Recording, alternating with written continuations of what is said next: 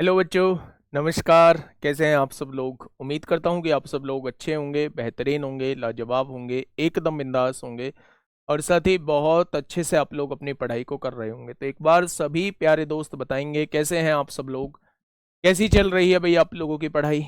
एक बार सभी प्यारे दोस्त बताएंगे कैसी चल रही है आप लोगों की पढ़ाई, कैसे हैं आप सभी लोग। तो मेरे प्यारे दोस्त, आप लोग जानते हैं कि हम लोगों का जो टॉपिक चल रहा है वो कंपाउंड इंटरेस्ट हम लोगों का चल रहा है। इंस्टॉलमेंट अभी हमारी एसआई की भी बाकी है, सीआई की भी बाकी है। पहले दो तीन क्वेश्चन जो है वो हम कंपाउंड इंटरेस्ट के करेंगे जो हमारे कल छूट गए थे। उसके बाद जो है हम लोग इंस्टॉलमेंट पढ़ेंगे, चाहे वो इंस्टॉलमेंट आपकी एसआई की हो, चाहे वो इंस्टॉलमेंट आपकी सीआई की हो।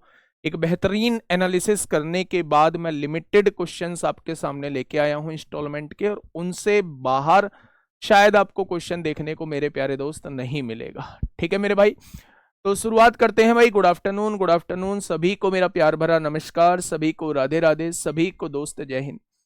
सबसे पहले मुझे इस क्वेश्चन का जवाब दीजिए भाई, इस क्वेश्चन का जवाब क्या हो जाएगा? बेहतरीन क्वेश्चन आपके सामने है, एसएससी एमटीएस में पूछा गया है 5 जुलाई 2022 में। क्या कहना चाह रहा है क्वेश्चन मेरे प्यारे दोस्त? बहुत बढ़िया। क्या कहना चाह रहा है क्वेश्चन मेरे प्यारे दोस्त? क्वेश्चन ने कहा है साधारण ब्याज पर एक राशि 8 वर्षों में स्वयं का दुगना हो जाती है और चक्रवृद्धि ब्याज पर वह राशि 2 वर्षों में स्वयं का 4 गुना हो जाती है। तो प्रस्तावित साधारण ब्याज और चक्रवृद्धि ब्याज की वार्षिक दरों का अनुपात बताइए। वार्षिक दरों का अनुपात बताइए मेरे भाई, दोनों के रेट ऑफ इंटरेस्ट का रेशियो आप लोगों से पूछा जा रहा है।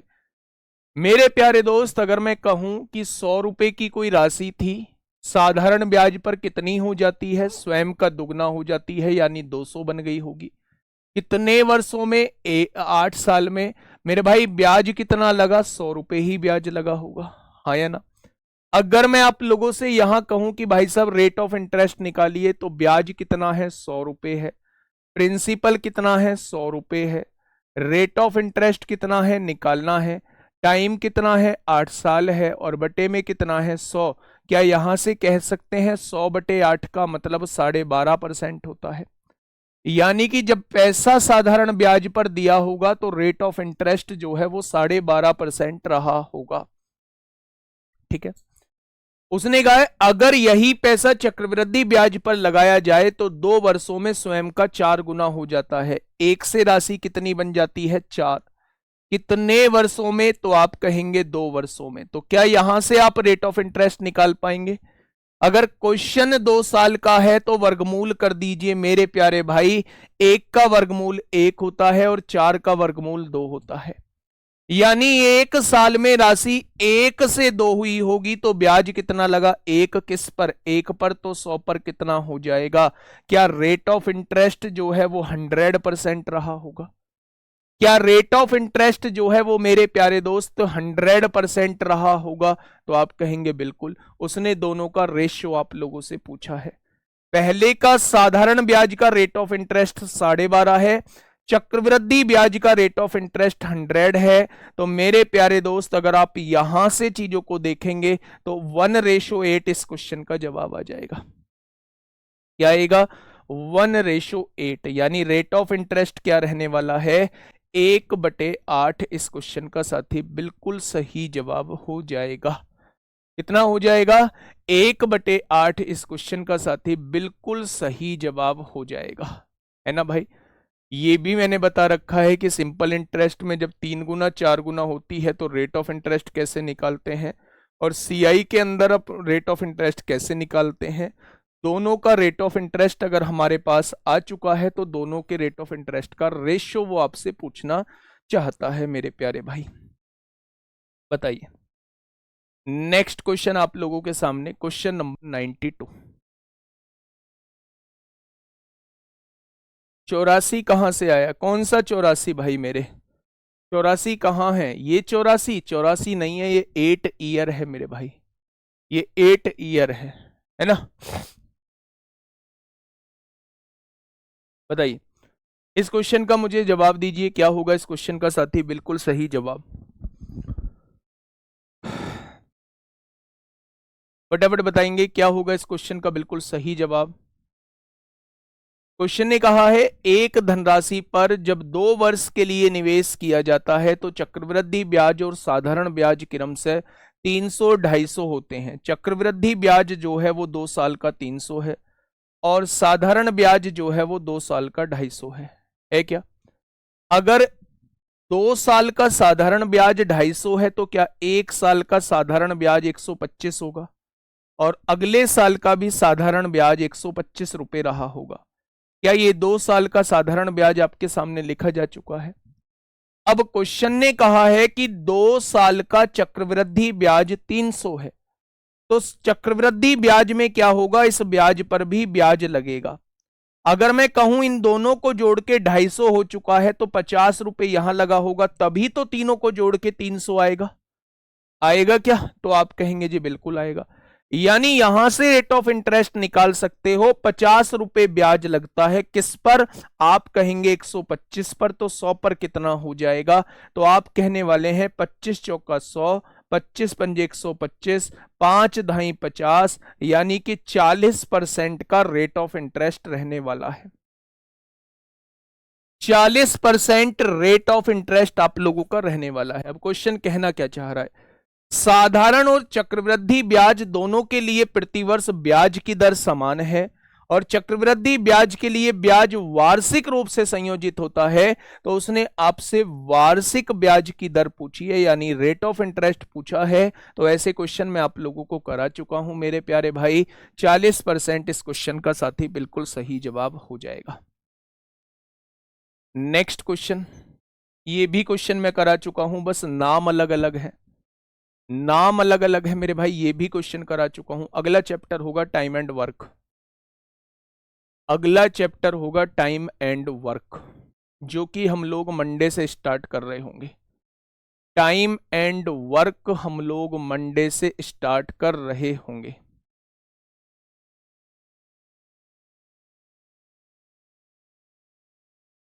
बताइए मेरे प्यारे भाई, क्या होगा इस क्वेश्चन का बिल्कुल सही जवाब?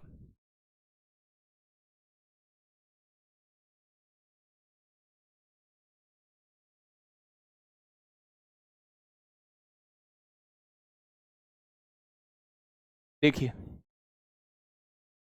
जोसेफ ने 15 साल और 16 साल की अपनी 2 बेटी के नाम एक बैंक में कुल 52,500 रुपए जमा किए। 52,500 रुपए जमा किए हैं जोसेफ ने अपनी 2 बेटी के नाम। पहली बेटी मैंने P1 मान ली और दूसरी बेटी के नाम जो किया है मैंने मान लिया P2 धन किया है। ठीक है, जो ये छोटी बेटी है, पहली बेटी है, मैंने मान लिया ये 15 साल की है और बड़ी बेटी जो है ये कितने साल की है? ये 16 साल की है अभी। ठीक है, 18 साल की उम्र में उन्हें बराबर रकम मिले। जब ये 18 साल की हो तो इन्हें बराबर रकम मिले। ये 15 साल की है, 18 साल होने में इसे 3 साल का ब्याज मिलेगा।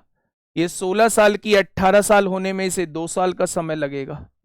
यानी कि मेरे प्यारे दोस्त अब इन साल का कोई यूज नहीं है। इस साल में इसे 3 साल में जितना पैसा मिलता है उतना ही पैसा इसे 2 साल में मिल जाता है।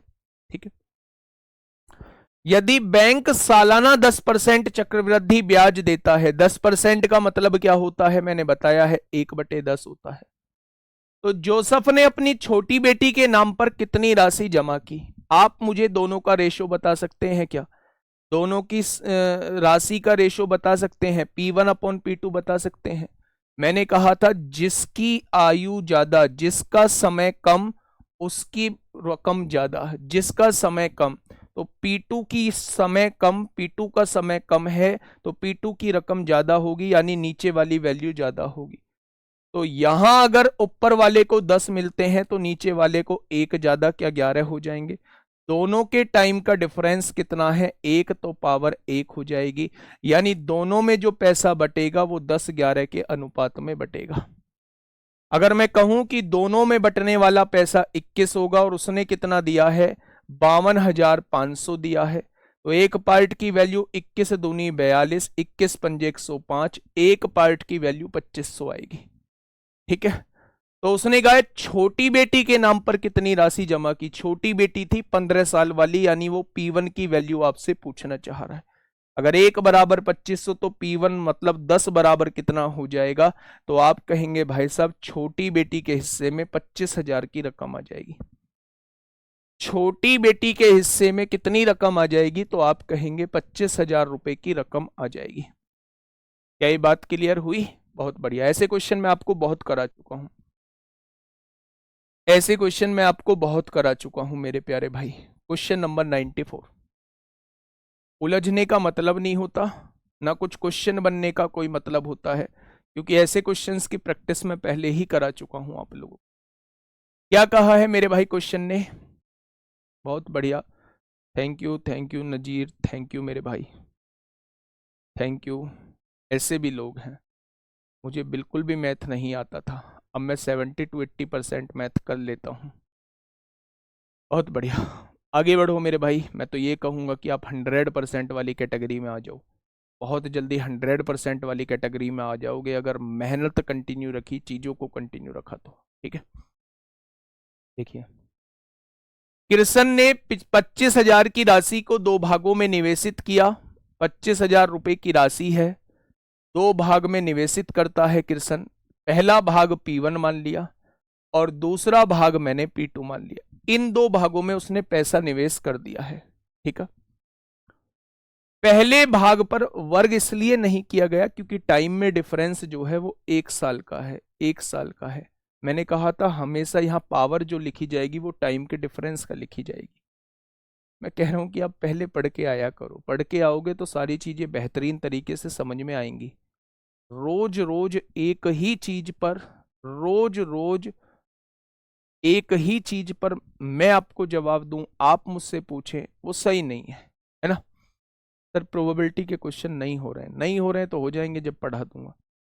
पहले भाग पर 11% वार्षिक साधारण ब्याज मिला और दूसरे भाग पर वार्षिक रूप से चक्रवृद्धि होने वाला 10% चक्रवृद्धि ब्याज मिला। यदि 2 वर्ष उसके द्वारा प्राप्त कुल ब्याज 5370 रुपए है तो साधारण ब्याज पर निवेशित की गई राशि कितनी होगी? भैया साधारण ब्याज पर निवेशित की गई धनराशि देखिए भाई, 1 साल का 11% साधारण ब्याज है तो 2 साल का साधारण ब्याज 22% हो जाएगा, यानी इस पर मिलने वाली राशि जो होगी वो 22% होगी।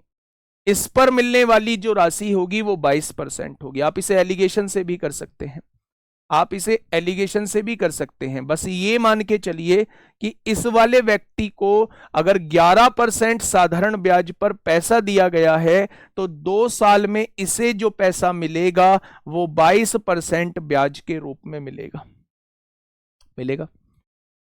उसने कहा दूसरे भाग पर वार्षिक रूप से चक्रवृद्धि होने वाला 10% चक्रवृद्धि ब्याज मिला। 10% चक्रवृद्धि ब्याज मिला तो 2 साल का पूरा ब्याज कितना हो जाएगा? अगर 1 साल का 10% है तो 2 साल का चक्रवृद्धि ब्याज हो जाएगा मेरे भाई 21%। भाई 10 का समतुल्य निकाल दीजिए, 10 + 10 + 10 गुणा 10/100, यानी पहले वाली राशि पर मिलने वाला ब्याज 22% है 2 साल में, दूसरी वाली राशि पर मिलने वाला ब्याज 21% है 2 साल में। ये वाली राशि साधारण ब्याज पर थी और ये वाली राशि जो थी वो चक्रवृद्धि ब्याज पर थी। यही चीज समझ में आ गई? अब ध्यान से सुनिएगा, मैंने आपको एलिगेशन मेरे प्यारे दोस्त बताया था इस टाइप के क्वेश्चन में कैसे लगाते हैं। मैंने कहा था सारी की सारी राशि जो है वो इस पर मान लो 22% पर मान लो।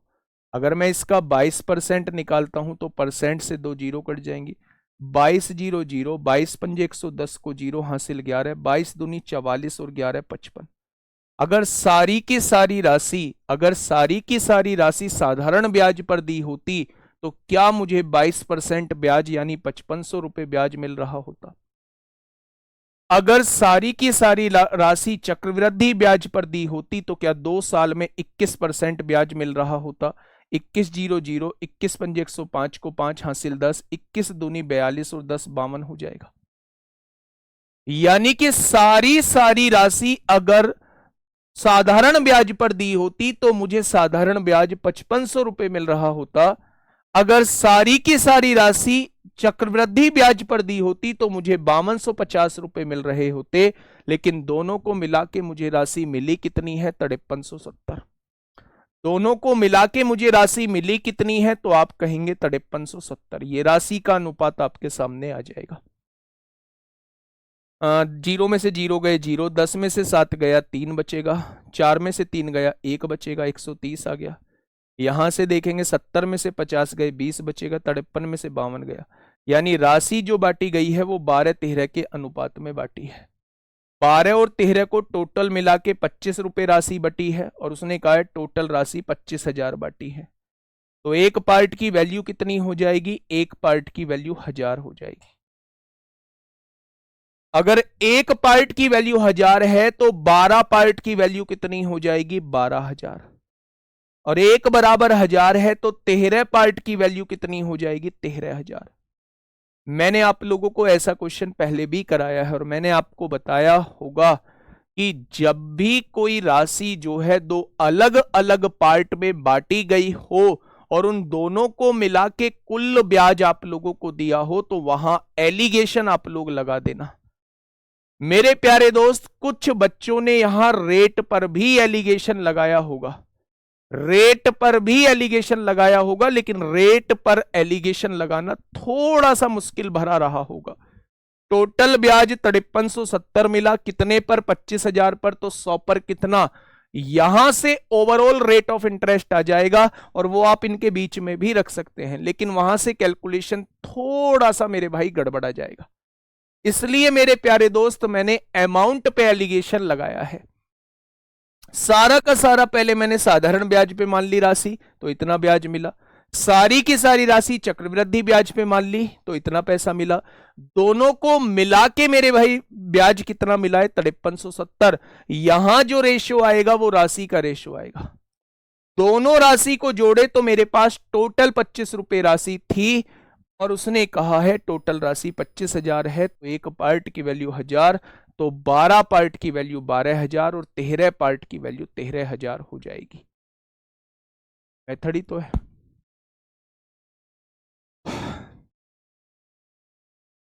ठीक है भाई, से चलाना, ये कैसा हवा सी फेंक रहा बस।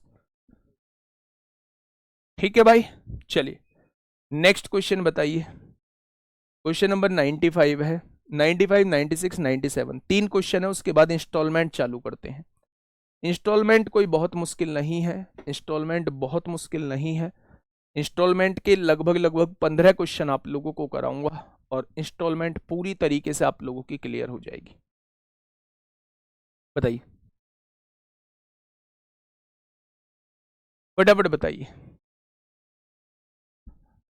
ला ला ला ला ला ला ला ला ला ला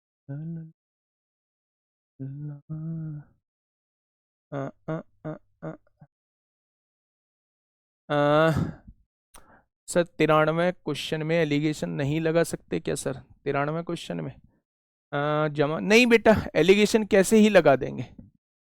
एलिगेशन कैसे ही लगा देंगे? इसमें टोटल थोड़ी ना दिया हुआ है, दोनों से प्राप्त। एलिगेशन वहां लगता है जहां दो अलग अलग क्वांटिटी के बारे में दिया हुआ हो और फिर उनको मिला के क्वांटिटी आप लोगों को दी हो तो वहां पर एलिगेशन लगा देंगे। Without allegation sir, without allegation. चलिए भाई, जब आप खेलना ही चाहते हैं खतरों से तो खेल लो। पहली राशि मैंने P1 मान ली, इस पर जो ब्याज लगा है वो 22% लगा है, इसका 22% निकाल दिया पहला ब्याज। दूसरी राशि कितनी हो जाएगी? 25,000 में से P1 यहां लगा दी तो यहां लगी होगी 25,000 माइनस P1। दूसरी राशि ये है, इस पर जो मिलता है वो 21% ब्याज मिलता है और दोनों को मिला के 5370 ब्याज मिलता है। यहां से P1 निकाल दो मेरे भाई, यहां से आप P1 निकाल दो, आराम से निकल जाएगा। तो ये इसका दूसरा मेथड है। जो एलिगेशन से नहीं सॉल्व करना चाहते और उन्हें मजा आता है हमेशा विपत्ति में फंसने में और खतरों के खिलाड़ी बनना चाहते हैं तो वो सेकंड मेथड का यूज कर सकते हैं, कैलकुलेशन का यूज कर सकते हैं। ठीक है, कैलकुलेशन भी कोई ज्यादा नहीं है, 100 कॉमन लेके इधर गुणा में आ जाएगा। यहाँ 22P1 हो जाएगा, 25,000 की गुणा 21 में कर दो, माइनस 21P1 हो जाएगा, 22 में से 21 जाएगा, P1 बचेगा और ये प्लस है इधर आके माइनस हो जाएगा, बस आ जाएगी P1 की वैल्यू। ठीक है, बताइए क्वेश्चन नंबर नेक्स्ट। देखिए क्या कहना चाह रहा है मेरे भाई क्वेश्चन ने कहा है राहुल ने दो योजनाएं ए और बी में चक्रवृद्धि ब्याज पर बराबर राशियां निवेश की। योजना ए में ब्याज की दर 10% प्रतिवर्ष थी। योजना ए में जो ब्याज दर थी वो 10% के हिसाब से थी। योजना बी में ब्याज की दर 12% थी। दूसरी योजना में ब्याज जो मिलता है वो 12% मिलता है। योजना ए में निवेशित राशि पर 2 वर्षों के बाद चक्रवृद्धि ब्याज 1050 रुपए था। अगर योजना ये है ये है 1 साल में 10% ब्याज मिलता है तो 2 सालों में क्या 21% ब्याज मिल गया होगा। और उसने कहा है योजना ए में जो ब्याज प्राप्त होता है वो 1050 होता है। तो आप यहां से क्या कह सकते हैं कि 1 बराबर 50 है तो 100 बराबर कितना हो जाएगा, यानी योजना ए में लगाया गया पैसा 5000 है। उसने कहा है दोनों योजनाओं में बराबर राशियां लगाता है तो योजना बी में भी 5000 रुपए ही लगाए होंगे। योजना बी में भी 5000 रुपए ही लगाए होंगे। ठीक है, अब आगे क्या कह रहा है वो मेरे प्यारे दोस्त। 2 वर्षों के बाद योजना बी में कितना ब्याज प्राप्त होगा यदि दोनों ही योजनाओं में ब्याज का संयोजन वार्षिक है।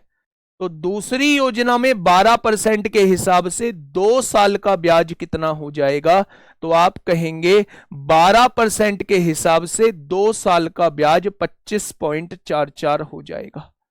भाई 12 और 12 24 और 1.44, 24 और 1.44 25.44 हो जाएगा। ठीक है, यानी कि मैंने अगर 5000 निवेश किया है बी में तो मुझे जो 2 साल बाद ब्याज मिलेगा वो 25.44% मिलेगा। पॉइंट हटाइए, 0 बढ़ाइए, 2 0 से 2 0 उड़ाइए, 1 0 से 1 0 उड़ाइए, है ना। 1 0 बची, 5 दूनी 10 होगा और 2 एकम 2, 2 दूनी 4, 2 सत्ते 14, 2 दूनी 4। तो मुझे जो दूसरी योजना में ब्याज प्राप्त होगा वो कितना होगा, तो आप कहेंगे 1272 होगा। वो कितना होगा मेरे प्यारे दोस्त, वो 1272 होगा। आसान क्वेश्चन था।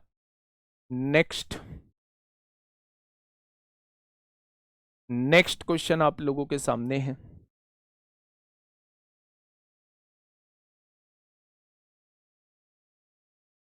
भाई तरीके आपके पास और हैं, लगा लो जो बेस्ट है उसे लगाओ मेरे भाई तरीका। मेरा भी सुन लीजिए, 76 बता दीजिए कहां से लाऊं मेरे भाई 76। इसमें 76 क्वेश्चन लाऊं कहां से। अब ऐसा थोड़ी है तुम जहां से पूछोगे वहां से बता दूंगा। 91 से शुरू है, कहां से लाऊं बताओ 76। अगर 76 मैंने होमवर्क में भी दिया है तो भाई कुछ सोच के दिया होगा।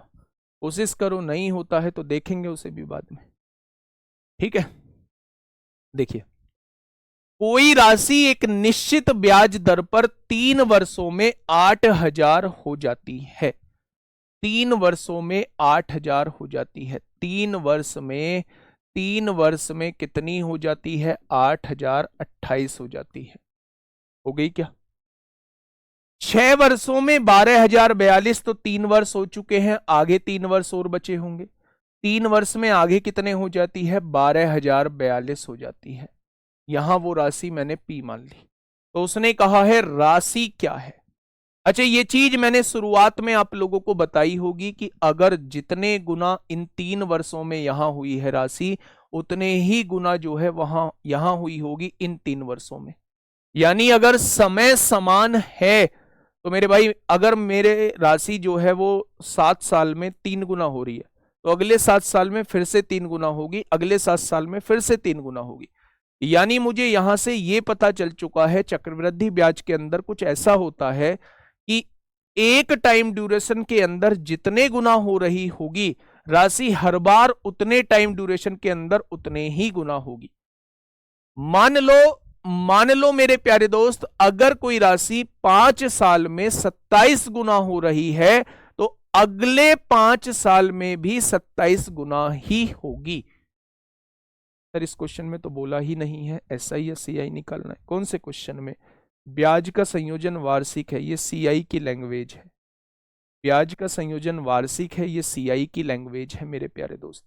और ये ऊपर ही बोला हुआ है चक्रवृद्धि ब्याज पर बराबर राशियां निवेश की हैं।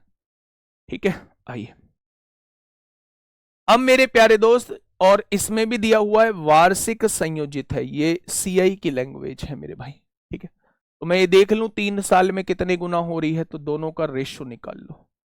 12,042 बटे 8,028, रेशो निकालिए।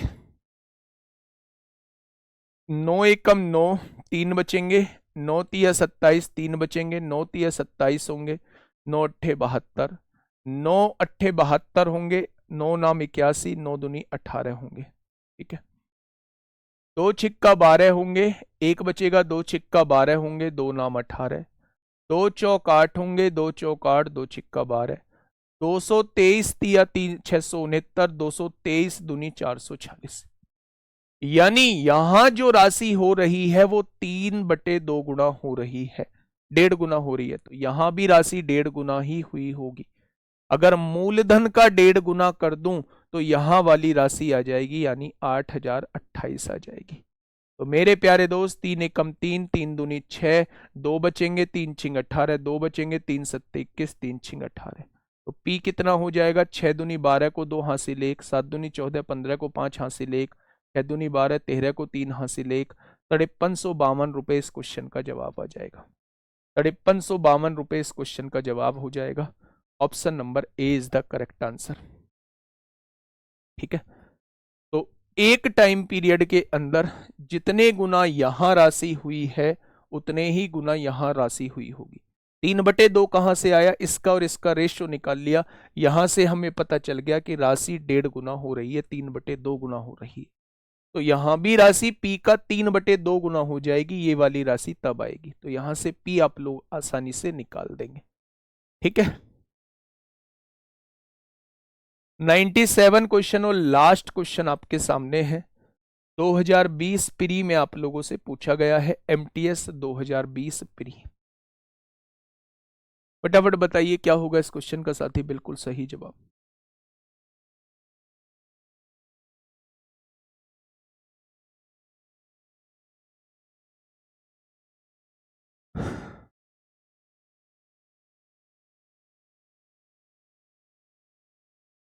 देखिए,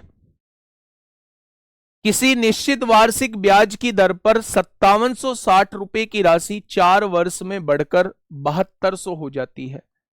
5760 रुपए की राशि 4 वर्ष में बढ़कर 7200 रुपए हो जाती है। 4 वर्ष में बढ़कर 12 वर्ष में बढ़कर x हो जाती है। जब दोनों स्थितियों में ब्याज वार्षिक रूप से चक्रवृद्धि होता है तो मेरे भाई x का मान ज्ञात करें। x का मान 12 वर्ष में x हो जाती है, तो 4 वर्ष में जितने गुना यहां हो रही होगी 4 वर्ष में, उतने ही गुना अगले 4 वर्ष में होगी, और उतने ही गुना अगले 4 वर्ष में होगी। तो क्या पूरे 12 वर्ष हो चुके हैं? 4 वर्ष, 4 8 वर्ष, 4 12 वर्ष हो जाएंगे। यानी कि जितने गुना यहां राशि हो रही होगी उतने ही गुना यहां होगी, उतने ही गुना यहां होगी। 12 साल बाद राशि ये हो जाएगी। ठीक है, नहीं MTS 2020 प्री नहीं होगा, ये प्री लिख गया होगा भाई, MTS में पूछा गया है, नादान बालक। अब इसमें ये कौन सी बात आ गई जी, MTS में प्री कब होता है? बकावो हो। प्री कब होता है? पहले तो लिखना सीखो, बकावो हो। बड़ी अजीब बात है, कैसे उद्धार होगा? 4 वर्ष में मुझे बताइए कितने गुना राशि हो जाएगी? तो आप कहेंगे 7200 बटे 5760 निकाल दो। आपने कहा 24 तिया 72 होते हैं, 24 24 576 होते हैं, 6 पंजे 30 होते हैं, 6 चौक 24 होते हैं। यानी राशि जो है वो 5/4 गुना हो रही है। तो 7200 की 5/4 गुना अगर कर देंगे तो यहां वाली राशि आ जाएगी, और इसका भी 5/4 गुना कर देंगे तो यहां वाली राशि आ जाएगी। यानी 4 और 4 8 और 4 12 साल बाद राशि इतनी हो जाएगी। काटिए मेरे भाई, 4 चौक 16, 16 एकम 16 चौका 64, 8 बचेंगे, 16 पंजे 80, 0, 25 0 0, 25 पंजे 125 को 5 हासिल 12, 25 चौका 100 और 12 112 हो जाएंगे। यानी आंसर कितना होगा मेरे प्यारे दोस्त? तो आंसर हो जाएगा 11,250। आंसर कितना हो जाएगा मेरे प्यारे भाई? तो आप कहेंगे आंसर हो जाएगा 11,250। अब बात आती है इंस्टॉलमेंट। किस्त के क्वेश्चन आपके सामने आने वाले हैं। किस्त के क्वेश्चन आपके सामने आने वाले हैं। किस्त का मैटर क्या होता है, थोड़ा सा वो मैं पहले आप लोगों को समझा देता हूं। किस्त का मैटर क्या होता है, हेडिंग डालिएगा किस्त। और अभी हम किस्त जो है वो एसआई पर बात कर रहे हैं, एसआई की किस्त की बात कर रहे हैं। ठीक है मेरे प्यारे दोस्त, ध्यान से सुनना। मान लो, थोड़ी देर के लिए बहुत प्यार से समझना मेरे भाई। मान लो मेरे प्यारे दोस्त, एक बात समझना। मान लो मैंने किसी व्यक्ति से 1,000 रुपए उधार लिए। 1,000 रुपए मैंने किसी व्यक्ति से उधार लिए, ले लिए उधार।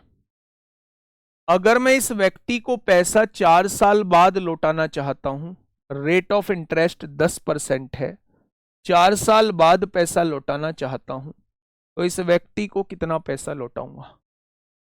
इस व्यक्ति को कितना पैसा लौटाऊंगा मेरे भाई? तो आप कहेंगे जी 1,000 रुपए आपने उधार लिए हैं, और अगर 1 साल का ब्याज 10% है तो 4 साल का ब्याज 40% हो जाएगा। यानी कि इन 1,000 रुपए के साथ आप 400 रुपए ब्याज के दोगे, तो क्या आप 1,400 रुपए लौटाओगे?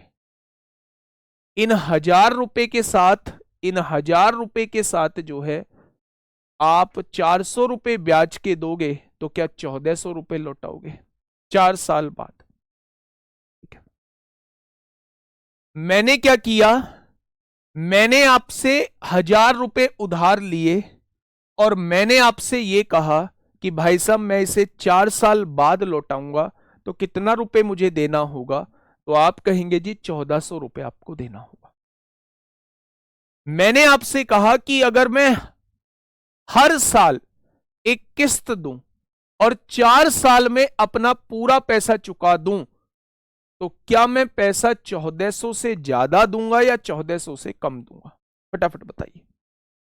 अगर हर साल मैं किस्त देता हूं, ये वो रकम है जब मैं पैसा 4 साल बाद एक साथ लौटाता हूं, 4 साल बाद एक साथ लौटाता हूं, तो मुझे 1,400 रुपए देना पड़ेगा।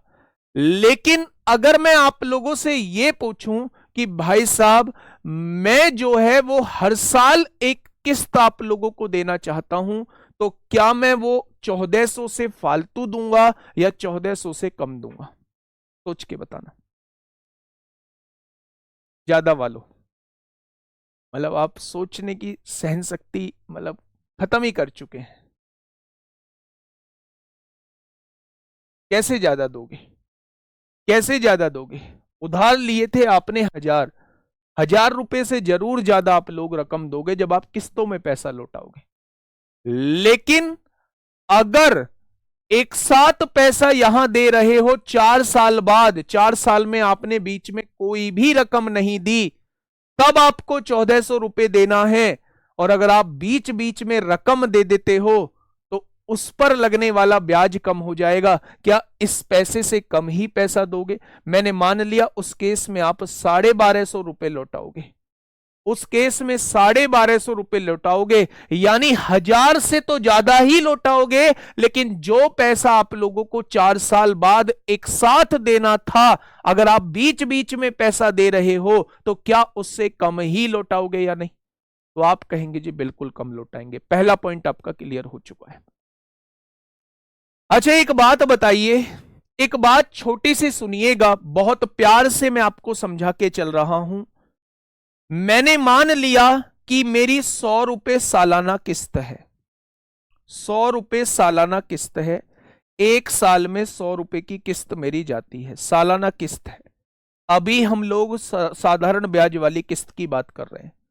मैंने आप लोगों से कहा कि मेरे 100 रुपए सालाना किस्त है और रेट ऑफ इंटरेस्ट जो है वो 5% है, 5% पर एनम है, यानी एक साल पे 5% ब्याज लगता है। तो बताइए 3 किस्तों के बाद मैंने कितनी रकम लौटा दी होगी? 3 किस्तों के में मेरे द्वारा लौटाई गई रकम कितनी होगी? 3 किस्तों में बताइए मेरे द्वारा लौटाई गई रकम की वैल्यू कितनी होगी जो मैंने 3 किस्तों में लौटाई है? कितने बच्चे कह रहे हैं कि अगर एक किस्त में 100 रुपए है तो 3 किस्तों में 300 रुपए आपने लौटा दी होगी? कितने बच्चे ये कह रहे हैं कि अगर एक वर्ष की किस्त आपने 100 रुपए लौटाई है तो 3 किस्तों में आपने 300 के बराबर रकम लौटा दी होगी? बताइए। 300 के बराबर नहीं मेरे प्यारे दोस्त, अगर मैं उसे 3 साल पर ही 3 साल पूरे पर लौटा रहा होता तो मुझे एक साल का 5% है तो 3 साल का 15% ब्याज देना पड़ रहा होता। लेकिन ये जो मैं 3 साल पहले 100 रुपए जमा कर रहा हूं, 3 साल पहले 100 रुपए जमा कर रहा हूं मेरे प्यारे दोस्त, 3 साल पहले 100 रुपए जमा कर रहा हूं, तो क्या इस पे अगले 2 साल का ब्याज मिलेगा या नहीं मिलेगा? क्या इस पे अगले 2 साल का ब्याज मिलेगा या नहीं मिलेगा? यानी कि अगर रेट ऑफ इंटरेस्ट 5% है तो 2 साल का ब्याज यानी कि 10 रुपए इस पर ब्याज के मिल रहे होंगे। मैंने जमा जरूर 100 रुपए किए हैं लेकिन मेरे खाते में जो जमा हुए होंगे वो 110 रुपए जमा हुए होंगे। भाई एक तो रकम मुझे यहां देनी थी एक साथ, तो मेरा हक बनता था कि मैं 3 साल बाद पैसा दे रहा हूं एक साथ, 3 साल तक मैंने यूज किया, अब मेरा हक बनता है कि मैं 3 साल का ब्याज दूं। लेकिन मैंने क्या किया, मैंने यहां 100 रुपए जमा कर दिए, देने मुझे यहां थे, मैंने जमा यहां कर दिए, मैंने जमा 100 किए हैं, तो क्या मुझे उन 100 रुपए पर अगले 2 साल के लिए ब्याज मिलेगा 5% के हिसाब से? क्या मेरे खाते में जो जमा होंगे वो 110 रुपए जमा होंगे? मैंने जमा जरूर 100 रुपए किए हैं लेकिन बैंक की तरफ से 10 रुपए और जमा माने जाएंगे। क्या मेरे खाते में होने वाले पैसे जो हैं वो 110 रुपए जमा होंगे? बात क्लियर हो गई? बहुत बढ़िया। दूसरे साल फिर मैंने 100 रुपए जमा किए, दूसरे साल फिर मैंने 100 रुपए जमा किए, दूसरे साल फिर मैंने 100 रुपए जमा किए। बैंक मुझे एक साल का ब्याज और देगा क्योंकि मैं इस वाले टाइम से एक साल पहले 100 रुपए दे रहा हूं, तो इस पे एक साल का ब्याज 5% के हिसाब से 5 रुपए ब्याज मिलेगा, यानी यहां मेरे खाते में 105 रुपए जमा होंगे, 105 रुपए जमा होंगे। जो मैं तीसरे साल पे 100 रुपए जमा करूंगा क्योंकि इनका टाइम ही देने का 3 साल बाद था, इस पर कोई ब्याज नहीं मिलेगा, यहां मेरे 100 के 100 रुपए जमा होंगे। होंगे क्या?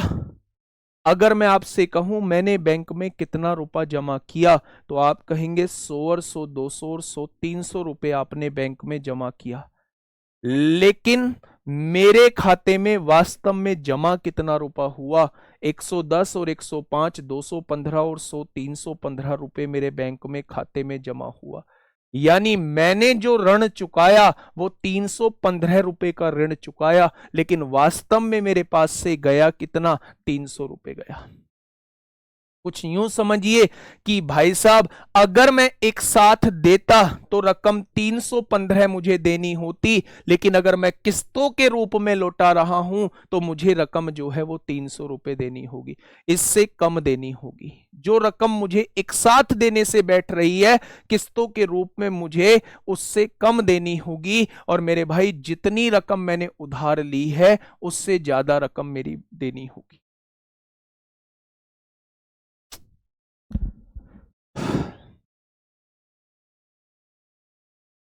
लिख लो पहले आप, एक बार लिख के जब पूरी तरीके से थक जाओ तब मुझे बता देना कि हम लिख के पूरी तरीके से थक चुके हैं। हाँ, पहले पे 10 क्यों मिला? क्योंकि बेटा मैंने ये 2 साल पहले जमा कर दिए हैं। ये वो समय है, ये 3 साल बाद का समय है। ये मैंने 1 साल पूरा होने पे ही 100 रुपये किस्त जमा कर दी है, तो 2 साल पहले जमा कर दिया ना। देना तो मुझे यहाँ चाहिए था पैसा, लेकिन दे रहा हूं मैं 2 साल पहले, तो ऐसा थोड़ी है मेरा पैसा फ्री का है। मेरे 2 साल पहले किए गई राशि जो जमा की है उस पर 2 साल का ब्याज मिलेगा। अगर 1 साल का 5% है तो 2 साल का 10%, 10 रुपये हो जाएगा। यानी कि मेरी ये राशि बैंक में 110 रुपये जमा हो रही होगी। मैंने जमा जरूर 100 रुपये की है। दूसरे वर्ष जो मैंने 100 रुपये जमा किए हैं, इस पे 1 साल का ब्याज मिल रहा होगा, और 1 साल का ब्याज 5 रुपये होता है। 105 रुपये मेरे जमा हो रहे होंगे। तीसरे साल यहां टाइम ही था देने का, इस पर मुझे कोई ब्याज नहीं मिलेगा। यानी मेरी तरफ से भी 100 रुपये जमा किए हैं, बैंक की तरफ से, बैंक में भी 100 ही रुपये जमा होंगे। यानी अगर मैं अपनी तरफ से पूछूं कि मैंने अपनी तरफ से कितने रुपए जमा किए, तो आप कहेंगे 100 और 100, 200 और 100, 300। लेकिन वास्तव में बैंक में जमा कितने हुए? 110 और 105, 215 और 100, 315 रुपए। ये 15 रुपए ऊपर के मेरी इन रकम पर मिला हुआ ब्याज है बैंक की तरफ से। ठीक है, क्वेश्चन समझना ध्यान से, क्वेश्चन समझना मेरे भाई ध्यान से। क्वेश्चन से सारी चीजें क्लियर हो जाएंगी, है ना?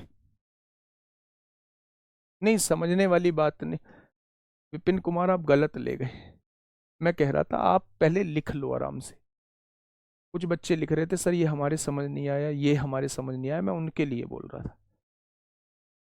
या तो मतलब मैं उतना एडवांस नहीं हूं जितने आप ज्यादा एडवांस। इस बैच में मुझे बहुत बहुत ज्यादा एडवांस लोग मिल गए, बहुत बहुत ज्यादा, जो जानते कुछ नहीं है और फिर मानते कुछ नहीं है। एक तो व्यक्ति वो होता है, एक तो व्यक्ति वो होता है कम से कम जाने ना तो मान तो ले कम से कम। एक व्यक्ति हट्टी टाइप का होता है, जिद्दी टाइप का, जानेगा भी कुछ नहीं, मानेगा भी कुछ नहीं। सर ये बैंक दे रहा है या हम ले रहे हैं डेब्ट? बेटा मैं बैंक को जमा कर रहा हूं 100 रुपए की सालाना किस्त मेरी बांधी है, लेकिन वास्तव में वो बैंक में 100 रुपए की जगह 110 रुपए जमा हुए हैं। मैंने बैंक को जमा जरूर किए थे वो 300 रुपये हर साल, 100 रुपये 100 रुपये 100 रुपये 300 रुपये जमा जरूर किए हैं, लेकिन वास्तव में इन 300 रुपये ने कर्जा जो चुकाया है, मेरे 315 रुपये का कर्जा चुकाया है। वास्तव में बैंक में जो जमा हुए हैं वो 315 रुपये जमा हुए हैं। एक बार दोबारा से ध्यान से सुनिएगा मेरे दोस्त, मेरी बात को समझने की कोशिश करिए। मैंने किसी से 1000 रुपये उधार लिए, ध्यान से सुनना। मैंने किसी से 1000 रुपये उधार लिए, उसने कहा 10% साधारण ब्याज लगेगा। मैंने पूछा 4 साल के लिए पैसा ले रहा हूं, 4 साल में उसने कहा 400 रुपये ब्याज लगेगा। अगर आप 4 साल बाद मुझे पैसा दोगे तो 1400 रुपये आप लोग दे रहे होंगे। 1400 रुपये आप लोग मुझे दे रहे होंगे, यही तो मतलब है। लेकिन मैंने क्या सोचा, मैंने सोचा भाई साहब मैं बीच बीच में भी आपको पैसा देता रहूंगा। जब मैं एक साथ पैसे देता तो उसे 1400 रुपये देता, लेकिन अगर मैं बीच बीच में पैसा दे रहा हूं तो उधार ली गई रकम से तो जरूर ज्यादा दूंगा, लेकिन जो पैसा मैं 4 साल बाद लौटाता उससे कम ही पैसा मैं इन किस्तों के रूप में लौटाऊंगा। क्यों? क्योंकि जो पैसा मैं ऑलरेडी पहले दे चुका हूं उस पर मुझे आगे ब्याज नहीं देना पड़ेगा। ठीक है, अब आइए थोड़ा ध्यान से। मेरी सालाना किस्त है 100 रुपए। ध्यान से सुनना मैं क्या कहना चाह रहा हूं, नीचे वाले पॉइंट को समझाने की कोशिश कर रहा हूं। मेरी सालाना किस्त है 100 रुपए। मैं हर साल 100 रुपए बैंक में जमा करता हूं किस्त के अपने। 3 साल बाद अगर मुझे पैसे देने होते, एक साथ पैसे देने होते, तो वो 300 रुपए बैठते मेरे भाई। अब आप एक बात समझिए, यहां मुझे एक साथ पैसे देने, यहां इस टाइम पे, ये 3 साल बाद का समय है, यहां मुझे एक साथ पैसे देने हैं। मैंने आपसे कहा कि मैं 2 साल पहले जो है वो 100 रुपए जमा कर देता हूं। तो भाई जब मुझे यहां पैसे जमा करने थे और मैं बैंक से कह रहा हूं मैं 2 साल पहले जमा कर देता हूं, तो बैंक ने कहा होगा ठीक है आप 2 साल पहले जमा कर दो 100 रुपए, हम इन 100 रुपए पे 2 साल का ब्याज आपको दे देंगे, यानी कि 100 रुपए पे 2 साल का ब्याज 10%, 10 रुपए ब्याज होगा। आपने 100 रुपए जमा किए हैं, लेकिन बैंक इसे 110 रुपए मानेगा। अगले साल फिर आपने 100 रुपए जमा किए, बैंक ने कहा कि आपको यहां जमा करने थे, लेकिन अगर आप 1 साल पहले जमा कर रहे हो तो हम इस पे 1 साल का ब्याज दे देंगे। ये हमारी तरफ से 105 रुपए जमा हुए। आपने 100 जरूर किए हैं, लेकिन हमारी तरफ से 105 रुपए जमा किए हैं। ठीक है। तीसरी किस्त जब आप 100 रुपए जमा करने गए तो बैंक ने आपसे क्लियर कह दिया कि भाई साहब तीसरे साल तो आपको सारी ही रकम देनी थी, इसका मतलब इस पर आपको कोई ब्याज नहीं मिलेगा, ये 100 रुपए आपके 100 रुपए माने जाएंगे। यानी कि मेरे भाई आपको देने तो पड़े 300 रुपए, लेकिन बैंक की तरफ से आपको कुछ ब्याज दिया गया, वो 300 रुपए आपके बैंक में 315 रुपए जमा हो गए। यानी 300 रुपए देके आपने 315 रुपए का कर्ज अपने ऊपर से उतार दिया। ठीक है, अब देखना थोड़ा सा ध्यान से।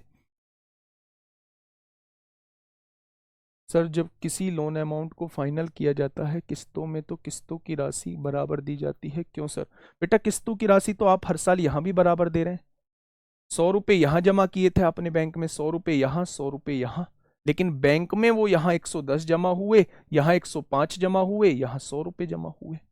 बैंक में जरूर वो 315 रुपए जमा हुए, लेकिन आपने तो अपनी तरफ से बराबर किस्त दी है ना, बराबर किस्त दी है ना। चक्रवृद्धि ब्याज में ऐसा नहीं होता है।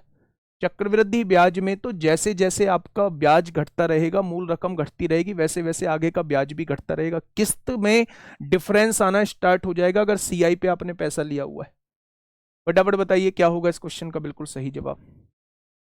देखिए क्वेश्चन ने क्या कहा है, 5% वार्षिक साधारण ब्याज की दर से, 5% वार्षिक, यानी ब्याज की दर कितनी है, 5% वार्षिक है, 3 वर्ष बाद दे, यानी 3 वर्ष बाद जो देना है।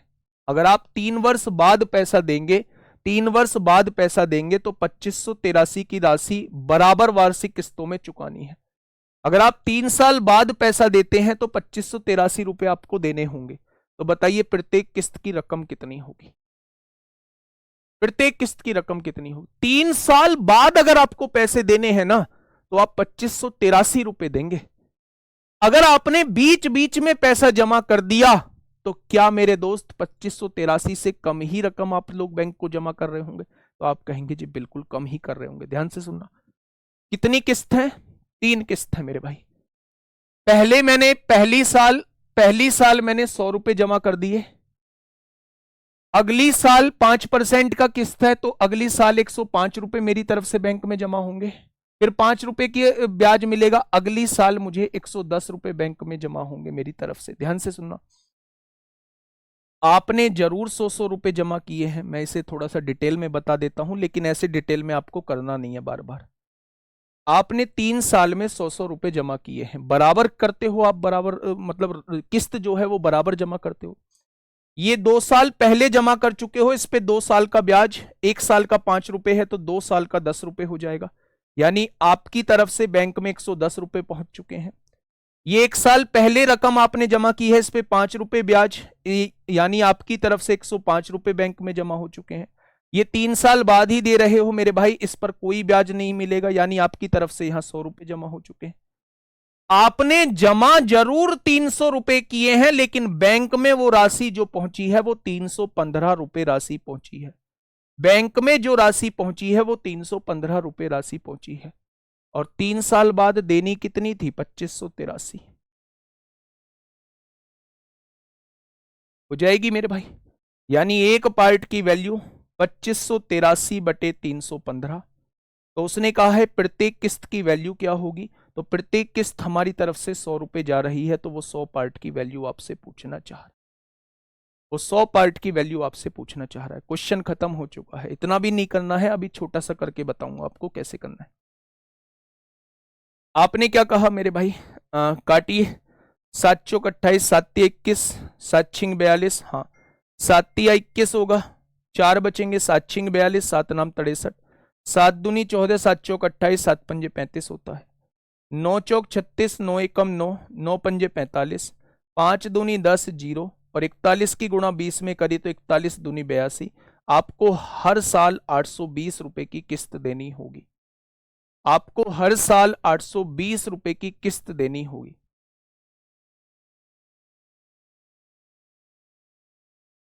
आपको हर साल 820 रुपए की किस्त देनी होगी।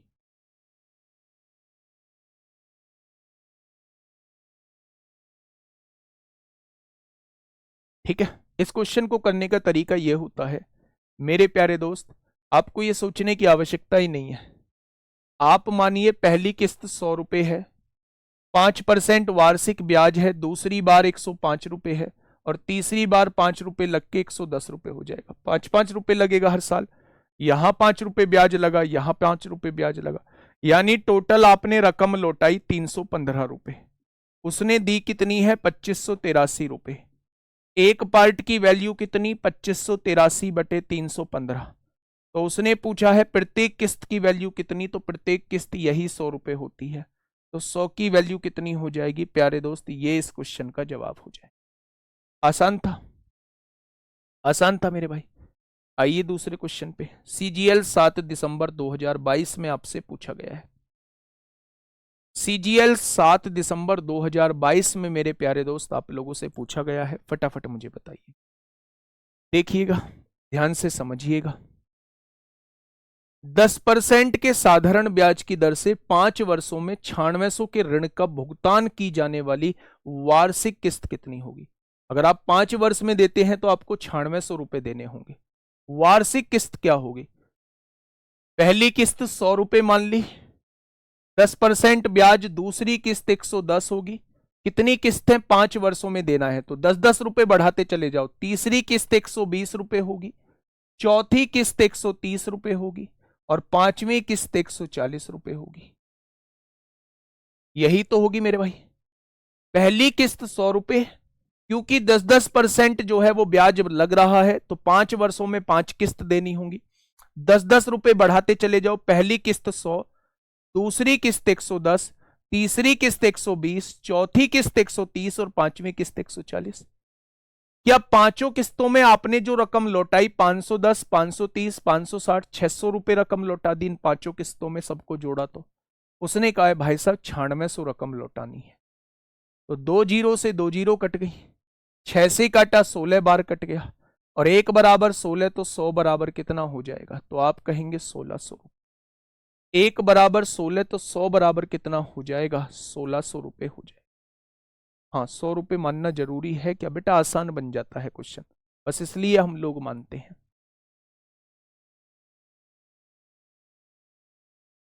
ठीक है, बात समझ में आई? बहुत बढ़िया।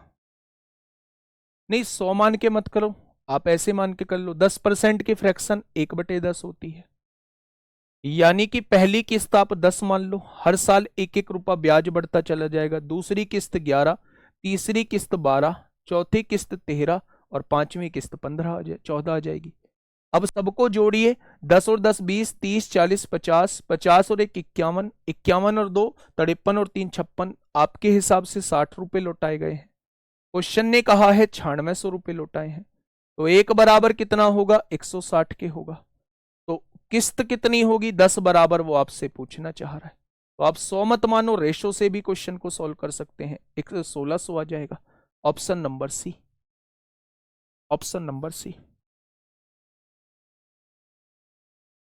कॉन्सेप्ट इसका ये है मेरे भाई, कॉन्सेप्ट ही तो समझाया है मैंने, ये रहा कॉन्सेप्ट।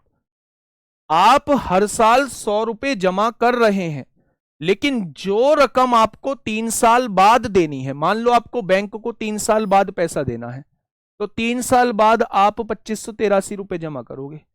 लेकिन आपने कह दिया कि भाई साहब मैं यहां 2 साल पहले कुछ राशि दे देता हूं, तो बैंक क्या कहेगा? बैंक ये कहेगा अगर कुछ राशि आप पहले दे रहे हो तो आपकी राशि फालतू थोड़ी ना है, हम आपको उल्टा ब्याज देंगे। बैंक इस राशि पर 2 साल का ब्याज देगा। 1 साल का ब्याज 5%, 5 रुपए है, तो 2 साल का ब्याज वो 10 रुपए आपको देगा। वो आपसे बोलेगा कि आपने 100 रुपए जमा करने हैं, लेकिन 10 रुपए हम अपनी तरफ से जमा करेंगे, आपकी ये रकम 110 रुपए जमा होगी। यहां आपने 100 रुपए जमा किया, आपकी प्रत्येक किस्त 100 रुपए की है, लेकिन आपने 1 साल पहले जमा कर दिए हैं, तो बैंक आपको 1 साल का पैसा देगा, आपके खाते में 105 रुपए जमा करेगा बैंक। आपने दिए जरूर 100 हैं, यहां ये टाइम पर आपने 100 रुपए जमा किए, इस पर बैंक कोई ब्याज नहीं देगा। इसका मतलब मेरे प्यारे दोस्त 315 रुपए ये आपके गिने जाएंगे, जो आपने 300 रुपए दिए हैं बैंक को, और उसने देने कितने हैं? 2583 देने हैं। तो एक की वैल्यू इतनी, तो 100 की वैल्यू कितनी हो जाए? ये होता है। बैंक को लॉस क्यों होगा? मैंने कहा था उधार ली गई रकम से तो हमेशा ज्यादा लौटाने पड़ेंगे।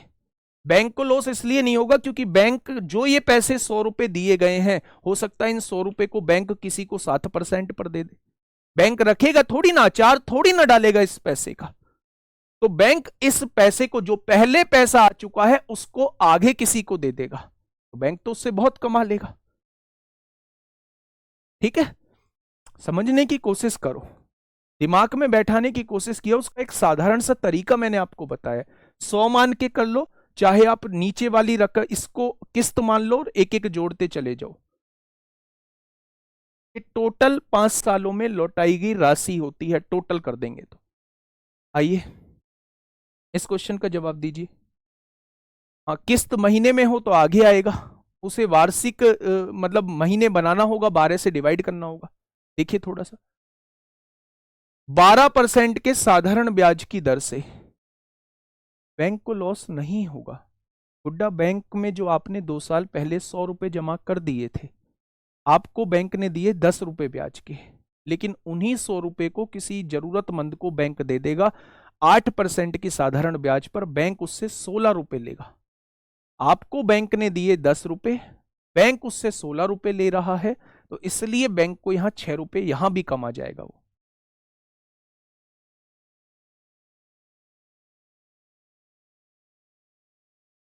देखिए थोड़ा ध्यान से सुनिएगा। 12% के साधारण ब्याज की दर से 4 वर्षों में 5664 के ऋण का भुगतान की जाने वाली, 4 वर्षों में 5664 रकम देनी होती, लेकिन आप कुछ पैसा पहले दे रहे हैं। पहले साल आपने 100 रुपए जमा कर दिए, अगले साल फिर 12 बढ़ेंगे, 112 जमा होंगे, फिर 124 होंगे, 12 बढ़ेंगे, फिर 136 होंगे। 4 साल ही तो आपको देना है रकम।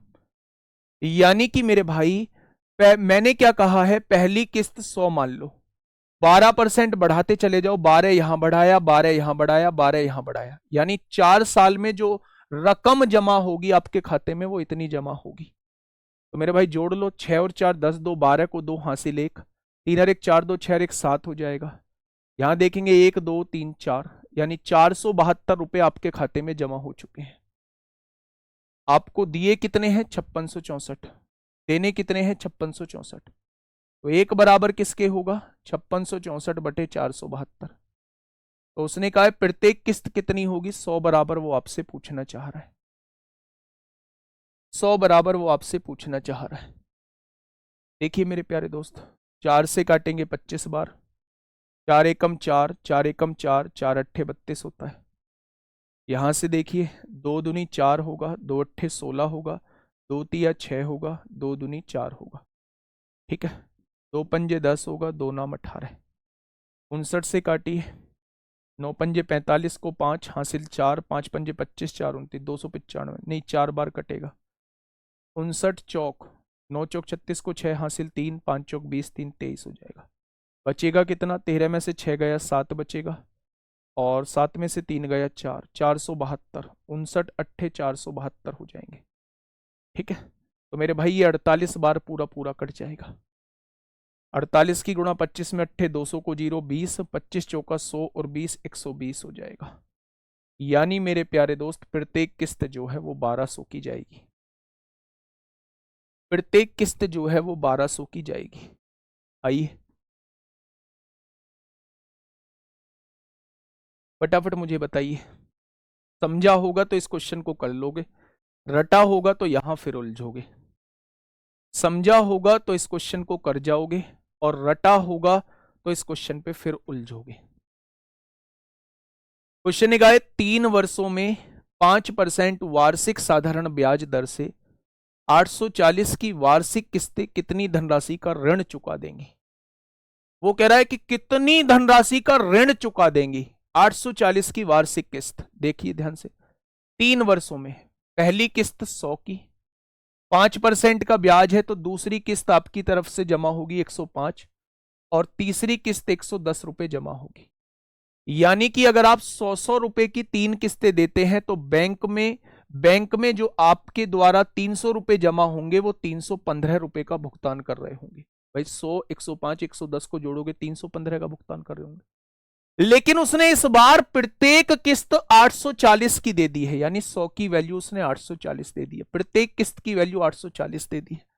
तो उसने पूछा है कि आपने कितने का भुगतान किया होगा, तो 1 बराबर 84/10 आ जाएगा। तो आपने 315 का भुगतान किया है, तो वो आपसे 315 की वैल्यू पूछना चाह रहा है। यानी कि मेरे भाई 5 छंग 30, 5 तिया 15, 5 दूनी 10, 2 चौक 8, 2 दूनी 4, 3 दूनी 6 पीछे आएगा। 2640 रुपए का भुगतान आपने कर दिया होगा।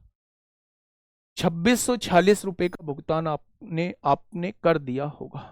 मेरे प्यारे दोस्त फिर से समझिए, अगर आप मंथली 100 रुपए देते हैं, आप एक साल में 100 रुपए देते हैं, अगले साल क्योंकि 5% रेट ऑफ इंटरेस्ट है तो अगले साल 105 जमा होंगे, उससे अगले साल 110 रुपए जमा होंगे।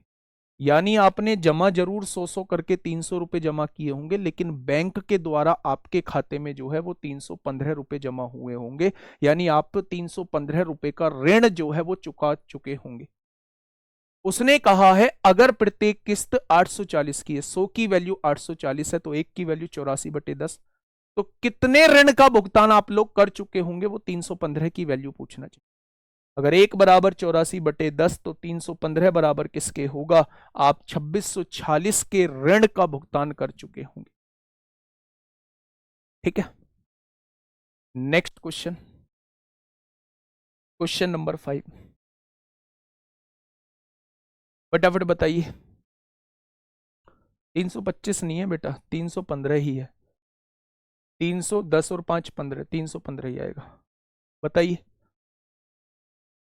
नहीं, कोई दूसरा मेथड नहीं है। किस्तों का शानदार जानदार एक ही मेथड है और इससे बेहतरीन कोई समझा भी नहीं पाएगा, ये वादा है मेरा, है ना। इतना कोई ध्यान से देता भी नहीं है, वो कहेगा कि 10-10 जोड़ते चले जाओ, ये वो रकम होती है, ये वो रकम होती है। देखो मैं आपको पहले बता दूं,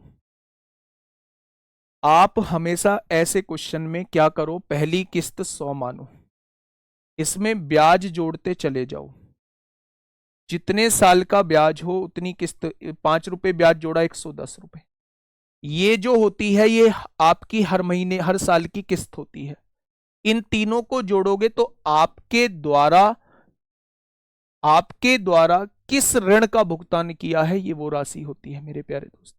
ठीक है, आइए क्वेश्चन को पहले मैं आपके साथ पढ़ता हूं। क्वेश्चन को मैं आपके साथ पढ़ता हूं, ध्यान से सुनना।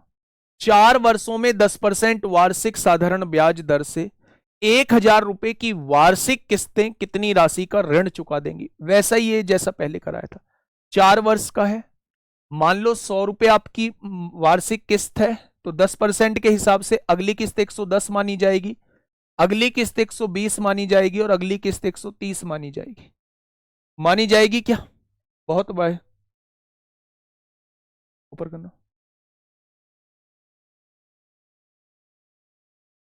अगर मैं आपसे ये कहूं कि भाई साहब चारों के द्वारा लौटाई गई रकम कितनी होगी, तो आपने चारों को जोड़ा, 100, 200, 300, 430, 450, 460 रुपए आप लौटाओगे, 460 रुपए आप लौटाओगे। लेकिन उसने प्रत्येक किस्त की कीमत 1000 दी है, मेरे हिसाब से जो थी वो 100 थी, तो 100 की वैल्यू 1000 है तो 1 की वैल्यू 10 हो जाएगी, तो 460 की वैल्यू कितनी हो जाएगी, यानी आप उस केस में 4600 का भुगतान करोगे, उस केस में 4600 का भुगतान करोगे। अब समझने वाली बात यह है कि आपने अगर 1000 रुपए हर साल जमा किए हैं 4 साल तक, तो आपने जमा जरूर 4000 किए हैं, लेकिन बैंक जो मानेगा उन्हें 4600 रुपए मानेगा। इन ये जो पहले रकम आपने जमा की है इन पर 600 रुपए ब्याज मानेगा बैंक। याद रखना इस बात को। आप जमा जरूर 4000 कर रहे हैं, लेकिन आपने 4600 के ऋण का भुगतान कर दिया है। ये 4000 रुपए आपके 4600 माने जाएंगे।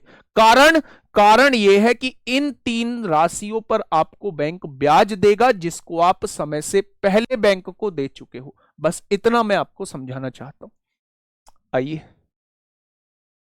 ये बड़ा इंपॉर्टेंट क्वेश्चन है, ये बड़ा इंपॉर्टेंट क्वेश्चन है। पहले इस क्वेश्चन को समझिए। मैं इस क्वेश्चन को पहले डिटेल में समझाऊंगा, फिर एग्जाम हॉल में आप इस टाइप के क्वेश्चन को कैसे करेंगे, फिर हम उस तरीके को मेरे प्यारे भाई देख रहे होंगे। ठीक है। टोटल साधारण ब्याज में जो क्वेश्चन है मेरे प्यारे दोस्त वो 9 क्वेश्चन है, और छठे क्वेश्चन पे हम हैं। छठा, 7वां, 8वां, 9वां 4 क्वेश्चन हम लोगों को करने हैं साधारण ब्याज की किस्त के। आप किस्तों के क्वेश्चन उठाना, किस्तों के क्वेश्चन आप लोगों से बनने लगेंगे मेरे प्यारे भाई। देखिए, ध्यान से समझिए। 10 रुपए की राशि को प्रति 1 रुपए की 11 मासिक किस्तों में लौटाया जाना है। ये थोड़ा सा डिफरेंट टाइप का क्वेश्चन। 10 रुपए आपने किसी से उधार लिए, 10 रुपए की राशि किसी से आपने उधार ली, और आपकी किस्त बांध दी गई, 1-1 रुपए की किस्त बांध दी गई, और आपको 11 रुपए मासिक किस्तों में लौटाया जाना है। तो मासिक किस्त यानी हर महीने आपको 1-1 रुपए की किस्त देनी है। तो 11 महीनों में कितने रुपए लौटा दोगे आप? 11 रुपए लौटा दोगे। आपने उधार कितना लिया था? 10 रुपए उधार लिया था। ये वो क्वेश्चन है जो अक्सर आप लोग किस्तों पे पैसा लेते हो, उसका पूरा विवरण जो है इस क्वेश्चन में दिया गया है। अब तक तो इससे पहले वाले क्वेश्चन से आपका प्रैक्टिकली कोई लेना देना नहीं था, लेकिन इस वाले क्वेश्चन में बिल्कुल ऐसी फील आप लोगों को आएगी कि जैसा आप लोग वास्तव में किस्तों पर काम करते हैं। वो क्वेश्चन आपके सामने है, मैं समझाने की कोशिश करता हूं, ध्यान से सुनना। आपने मुझसे 10 रुपए उधार लिए, ये हो गई उधार ली गई रकम। ये क्या हो जाएगी? ये हो जाएगी भाई साहब उधार ली हुई रकम, उधार ली हुई रकम। अब आपने मुझसे कहा कि मैं भाई साहब किस्तों में पैसा लौटाऊंगा, तो मैं आपसे किस्तों में पैसा भी लूं और 10 रुपए लूं, तो मुझसे बड़ा मूर्ख कौन सा होगा? मैंने कहा भाई साहब मेरी बात सुनो पहले, अगर आप मुझे किस्तों में पैसा लौटाओगे और 1-1 रुपए की हर महीने की किस्त दोगे, तो आपको 11 किस्त देनी होंगी। आपको 11 किस्त मेरे प्यारे दोस्त देनी होंगी। तो आपने कहा 1-1 रुपए की 11 किस्त देनी होंगी, यानी 11 रुपए मुझे लौटाने होंगे, और मैं तो आपसे 10 रुपए उधार ले रहा हूं, यानी मुझे 1 रुपया ब्याज का देना होगा। मैं कहूंगा जी हां, ये जो आप टुकड़ों में मुझे पैसा दे रहे हैं, इस पर 1 रुपया ब्याज आपको अलग से देना होगा। क्या ये चीज समझ में आई? क्या ये चीज समझ में आई? तो आपने कहा जी बिल्कुल आ गई, यानी लगने वाला ब्याज 1 रुपए का होगा। अब मेरे प्यारे दोस्त, चीजों को समझना बहुत ध्यान से। इसका एक शॉर्ट तरीका भी बताऊंगा, पहले मैं आपको पूरा खोल के समझा। जब आपने रकम उधार ली होगी, तो 10 रुपए उधार ली है, क्या एसआई जो निकलता है, ब्याज जो निकलता है, वो PRT/100 होता है क्या? तो आपने कहा बिल्कुल होता है। यानी कि मूलधन आपके सर पर कर्जा है 10 रुपए का, पहले महीने 10 रुपए पर ही ब्याज लगेगा। रेट ऑफ इंटरेस्ट आपको नहीं पता है, 1 महीने का ब्याज कितना हो जाएगा? क्या 1 महीने का ब्याज इतना हो जाएगा? क्योंकि महीने का निकाल रहे हैं तो इसको 12 से डिवाइड करेंगे और 100 नीचे आता ही। अगले महीने आप 1 रुपया जमा कर देंगे, अब आपके सर पर 10 रुपए का कर्जा नहीं रहेगा, अब आपके ब्याज जो लगेगा वो 9 रुपए पर लगेगा, क्योंकि हर महीने 1 रुपए जमा कर रहे हैं। ये शुरू वाला है, शुरू में आपके सर पर कर्जा 10 रुपए का था मेरे भाई, 10 रुपए का कर्जा था। अब 1 महीने बाद आप 1 रुपए जमा करते हैं तो आपके सर पर कर्जा अब 9 रुपए का हो जाएगा। 9 रुपए पे जो है 1 महीने का ब्याज जो होगा वो इतना हो जाएगा। अगले महीने जो ब्याज रहेगा वो 8 रुपए पर रहेगा। ऐसे ही करते करते प्यारे दोस्त लास्ट का महीना 1 रुपया बचेगा, उस पर 1 महीने का ब्याज जो है वो इतना बैठेगा और टोटल मिला के ब्याज जो है वो 1 रुपया आपको देना है। टोटल तो ब्याज 1 रुपया ही आपको देना है, हाँ या ना। फटाफट बताइए क्या ये चीज समझ में आई आप लोगों को? तो आप कहेंगे जी ये चीज समझ में आ चुकी है मेरे प्यारे भाई, ये चीज समझ में आ चुकी है क्या? तो आपने कहा जी बिल्कुल आ चुकी। अब आप एक चीज मुझे समझाइएगा, बहुत छोटी सी चीज मैं आप लोगों से, बहुत छोटी सी चीज मैं आप लोगों से प्यारे दोस्त पूछ रहा हूं। यहां से ध्यान से सुनिए, अगर मैं यहां से r/1200 कॉमन ले देता हूं, r/1200, तो यहां क्या बचेगा? 10 बचेगा, यहां क्या बचेगा? 9 बचेगा, यहां क्या बचेगा? 8 बचेगा, यहां क्या बचेगा? 7, और लास्ट में क्या बच रहा होगा? 1 बच रहा होगा। बचेगा क्या? तो आपने कहा बिल्कुल बचेगा। यहां से जब आपने जोड़ा तो ये प्रथम 10 प्राकृतिक संख्याओं का योग है। और कैसे निकालते हैं? n क्या है? 10 है, n+1 10 और 1 11/2, यही होता है प्रथम n प्राकृतिक संख्याओं का योग, बराबर 1 दिया हुआ है। यानी ये कितना आ जाएगा? 55 आ जाएगा। 5 से काटा, 5 दूनी 10, 2 बचेंगे, 240 आएगा। r कितना आ जाएगा? 240/11। आप क्या कहने वाले हैं? 11 दूनी 22, 2 बचेंगे, 11 एकम 11, 21 सही 9/11, 21 सही 9/11, 21 सही 9/11। बहुत प्यारा क्वेश्चन है, बहुत बढ़िया क्वेश्चन, बहुत लाजवाब क्वेश्चन। बेटा एसआई का फॉर्मूला क्या होता है? एसआई का फॉर्मूला PRT/100 होता है। एसआई का फॉर्मूला PRT/100 होता है। पीआरटी प्रिंसिपल, शुरू में ब्याज 10 रुपए पर ही लगेगा, रेट आपको नहीं पता है, 1 महीने का ब्याज निकालना है, 1 महीने का। तो इसे साल बनाने के लिए 12 से डिवाइड करना पड़ेगा, बटे में 100 होता ही है, तो 12 की गुणा 100 में करेंगे, ऐसे 1200 आएगा, ऐसे 1200 आएगा। ठीक है भाई, चलिए, क्या ये चीज समझ में आई आपको? थोड़ी सी क्या ये चीज समझ में आई? ऐसे क्वेश्चंस को हम लोग करते कैसे हैं? जब हम एग्जाम हॉल में बैठेंगे ना, जब हम एग्जाम हॉल में प्यारे दोस्त बैठेंगे, तब हम क्या करेंगे? तब हम ये करेंगे मेरे प्यारे दोस्त, शुरुआत में हम पर क्या रहा होगा? 10 रुपए का कर्जा रहा होगा। जब हम एग्जाम हॉल में बैठेंगे ना, तब हम क्या करेंगे? एग्जाम हॉल में बैठेंगे, हम कैसे क्वेश्चन को सॉल्व करेंगे मैं आपको समझा देता हूं। सेकंड मेथड, ये तो मैंने आपके कॉन्सेप्ट को क्लियर किया है, ये सेकंड मेथड मैं आपको समझाने जा रहा हूं। जब हम एग्जाम हॉल में बैठेंगे, 240 कहां से आया? ये बेटा 5 से काटोगे 1200 को 240 बार कटेगा, ये डिवाइड में है, इधर गुणा में, 11 गुणा में है, इधर आके डिवाइड में। ठीक है, ध्यान से सुनना, मैं आपको क्या समझाने की कोशिश कर रहा हूं। जब हम एग्जाम हॉल में बैठेंगे तो यहां इतने से में हम क्वेश्चन को खत्म करेंगे। कैसे खत्म करेंगे? मेरे सर पर कर्जा कितना है? 10 रुपए का कर्जा है। मेरे सर पर कर्जा कितने का है? 10 रुपए का है मेरे भाई। 1 रुपया किस्त दूंगा, कितना बचेगा? 9 रुपए बचेगा। फिर 1 रुपया किस्त दूंगा, 8 रुपए बचेगा। फिर 1 रुपया किस्त दूंगा, 7 रुपए बचेगा। फिर 1 रुपया किस्त दूंगा, 6 रुपए। फिर 1 रुपया किस्त दूंगा, 5 रुपए। फिर 1 रुपया किस्त दूंगा, 4 रुपए। फिर 1 रुपया किस्त दूंगा, 3 रुपए। फिर 1 रुपया किस्त दूंगा, 2 रुपए। और फिर 1 रुपया किस्त दूंगा तो मेरे भाई 1 रुपए। और फिर 1 रुपया किस्त दूंगा तो पूरा हिसाब किताब चुकता हो जाएगा, हो जाएगा। बस इनको आप लोग जोड़ लेना, इनको आप लोग जोड़ लेना। 10 और 9 19, 19 8 27, 7 34, 6 40, 5 45, 4 49, 3 52, 2 54 और 1 55। टोटल राशि 55 रुपए पे।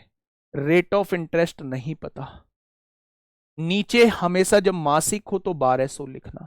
मेरे प्यारे दोस्त उसने ब्याज कितना दे रखा है? 1 दे रखा है, तो यहां से आप डायरेक्टली आर की वैल्यू 1200/55 लिख देंगे, 1200/55 लिख देंगे यहां से डायरेक्टली। आप लोग जो है यहां से 1200/55 लिख देंगे, और 1200/55 को जब आप सॉल्व कर रहे होंगे तो मेरे भाई 21 सही 9/11 आ जाएगा। टोटल अमाउंट कितना देना होगा? टोटल अमाउंट 11 देना होगा भाई। ये तो लिख रहा है कि 1-1 रुपए की 11 किस्त आप लोग दे रहे हैं, तो 11 रुपए देना होगा। लिया कितना है? 10 रुपए लिया है, तो ब्याज कितने के हिसाब से लगा होगा? 21 सही 9/11% के हिसाब से रेट ऑफ इंटरेस्ट आप लोगों का लगा होगा मेरे प्यारे भाई। क्या ये चीज समझ में आई? बहुत बढ़िया। तो ऐसे क्वेश्चंस मैं आपको प्रोवाइड कर दूंगा, इंपॉर्टेंट क्वेश्चंस हैं मेरे भाई, ऐसे क्वेश्चन को करना जरूर, ठीक है। आइए अगले क्वेश्चन पे आइए, आराम से सोचिए क्वेश्चन नंबर 7 क्या कहना चाह रहा है। क्वेश्चन नंबर 7 आप लोगों के सामने है। कल आप लोगों की जो है वो 30-35 मिनट की क्लास लूंगा, 40 मिनट की क्लास लूंगा कल संडे में भी। मेरे प्यारे दोस्त कल संडे में भी 40-45 मिनट की क्लास लूंगा ठीक 12:15 बजे। और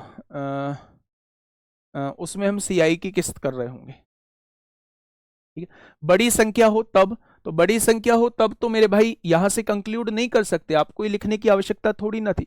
10-9 हर बार एक कम होता जा रहा है, तो मेरे भाई 10-9 फिर डायरेक्ट एक लिख देते, प्रथम एन प्राकृतिक संख्याओं का योग का फॉर्मूला लगा देते। ठीक है, आइए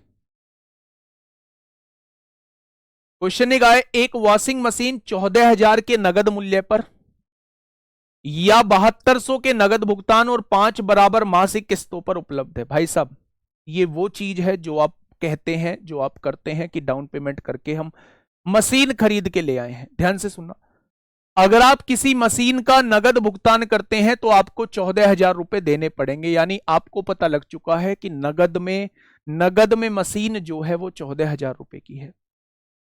क्वेश्चन ने कहा है या 7200 का नगद भुगतान करिए और 5 बराबर मासिक किस्तों में पैसा चुका दीजिए।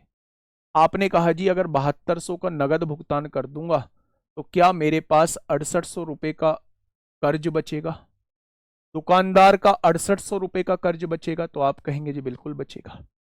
मतलब इस 6800 को मुझे 5 किस्तों में लौटाना है।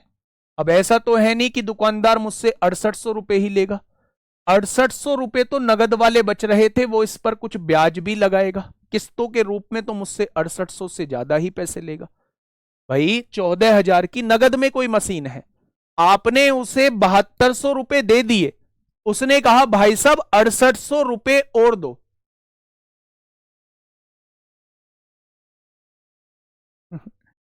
उसने कहा 6800 रुपए और दो। भाई साहब आए हैं नंदलाल यादव, टाइम वेस्ट कर रहा हूं ना मैं क्लास में, समझा नहीं रहा हूं चीजों को। इन्हें परवाह ही नहीं है। ये भाई साहब कह रहे हैं जी आप टाइम इंक्रीज कर देते हो, आप टाइम इंक्रीज कर देते हो। मैं सोच के आया था भाई साहब, क्वेश्चन लेके आया हूं कि 15 क्वेश्चन में ऐसे ही करा दूंगा चुटकियों में, लेकिन आप लोगों के समझाने की वजह से ही इतना धीरे चल रहा हूं। अब मैं मूर्ख प्राणी किसी और को समझा रहा हूं क्या? मैं कोई यहां मुजरा कर रहा हूं या यहां ठुमके लगा रहा हूं मेरे प्यारे दोस्त? देखो गुड्डा 6800 कैसे आया? 14,000 रुपए में से अगर आप 7200 रुपए जमा कर चुके हो, 14,000 रुपए में से 7200 रुपए आप जमा कर चुके हो, तो क्या मेरे भाई आप पर कर्जा 6800 रुपए का है? दुकानदार कहेगा भाई साहब 6800 रुपए का क्या हाल है, 6800 रुपए तो दो। तो आपने कहा जी इस 6800 रुपए को मैं किस्तों के रूप में लौटाऊंगा, यानी 5 किस्तों में 6800 रुपए को लौटाऊंगा। दुकानदार कहेगा भाई पागल समझाए क्या, मूर्ख समझाए मुझे? भाई नगद में देगा तो 6800 लूंगा, लेकिन अगर किस्तों के रूप में देगा ना तो 6800 नहीं 6800 से ज्यादा रुपए लूंगा। बनता भी है, ब्याज लगाएगा वो, बहुत बढ़िया, बहुत शानदार। उसने कहा 5 किस्तों में देना है। यदि किस्तों की योजना में ब्याज की दर 12% वार्षिक हो तो मासिक किस्त का मान ज्ञात करें। मासिक किस्त उसे कितनी देनी होगी? मासिक किस्त उसे कितनी देनी होगी? भाई साहब हर महीने की किस्त पूछना चाह रहे हैं। एक बात बताइए, पूरे साल की किस्त कितनी है? 12%। पूरे साल की किस्त 12% है, तो एक महीने की किस्त कितनी हो जाएगी? 1%। क्योंकि वो 5 किस्तों में पैसा लौटाने की बात कर रहा है, इसका मतलब बैंक ने, उसने दुकानदार ने कहा होगा 5 महीने में पैसा लौटाने की बात कर रहा है तो बाबू 5% का ब्याज लगेगा। अगर एक महीने का ब्याज 1% है तो 5 महीने का ब्याज 5% लगेगा।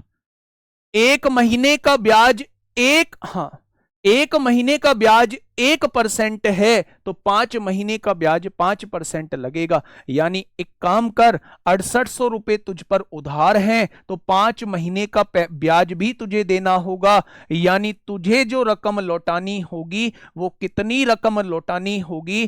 340 रुपए ब्याज के, यानी तुझे रकम 7140 रुपए लौटानी होगी। कितने बच्चों को ये बात समझ में नहीं आई? कितने बच्चों को ये बात समझ में नहीं आई? कितने बच्चों को ये बात समझ में नहीं आई है मेरे भाई? मेरी बात को सुनो, दोबारा सुनो मेरे भाई। मैं कह रहा हूं कि 14,000 रुपए की एक मशीन है। मैं गया भैया बाबूजी बन के, हाथ रखे मैंने पीछे कमर पे, और मैं बाबूजी बन के गया। मैं भाई साहब मशीन क्या रेट दी हुई है आपने? उसने कहा भाई साहब मशीन नगद में 14,000 की है।